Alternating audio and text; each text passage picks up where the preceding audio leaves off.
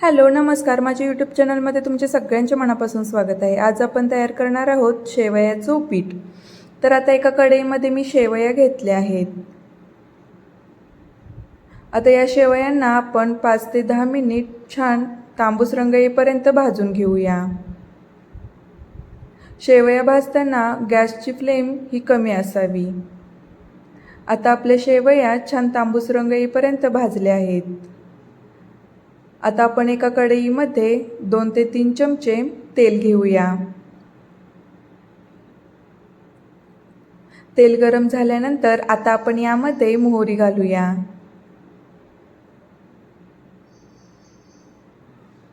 मोहरी घातल्यानंतर आपण चिमूटभर हिंग घालूया। आता मी इथे एक मोठा कांदा चिरून घेतला आहे तो घालूया। तसेच 5 ते 6 कढीपत्त्याची पाने घालूया। आता हा कांदा तांबूस रंग येईपर्यंत छान भाजून घेऊया। आता यामध्ये तुम्ही सिमला मिरची किंवा टोमॅटो सुद्धा घालू शकता।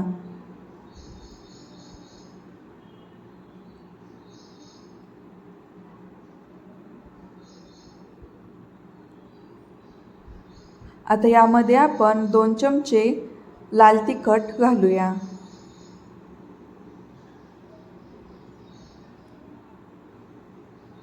तसेच चिमूटभर हळद घालूया आणि चवीनुसार मीठ घालूया।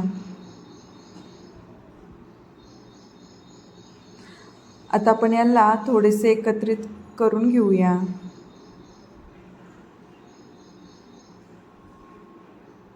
आता या फोडणीमध्ये आपण भाजलेल्या शेवया घालूया। भाजलेल्या शेवया आणि कांद्याची फोडणी ही आपण एकत्रित करून घेऊया।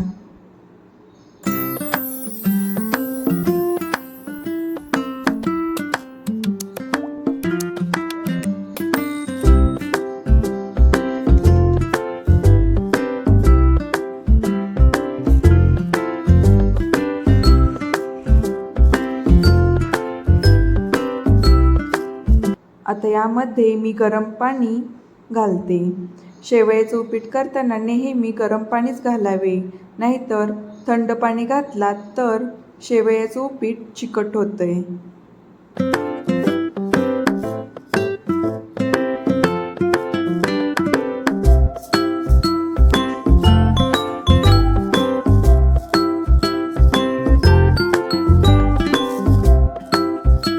आता आपण यामध्ये कोथिंबीर घालून एकत्रित करून घेऊया।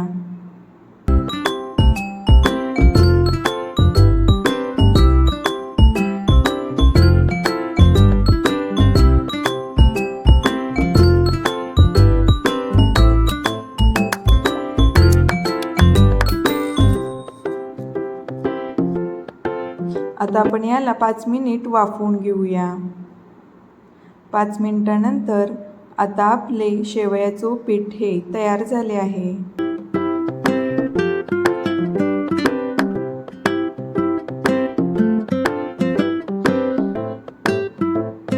आता आपण याला एका प्लेटमध्ये काढून घेऊया।